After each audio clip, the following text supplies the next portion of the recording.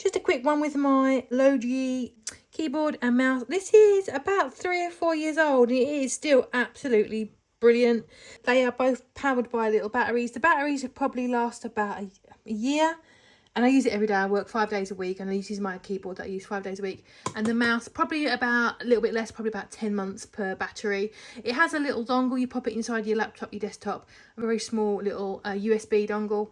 And yeah, it does the job. It's got everything you need it to be. Here's your little battery port. You can turn it on and off if you want. I never bother. I just leave it permanently on.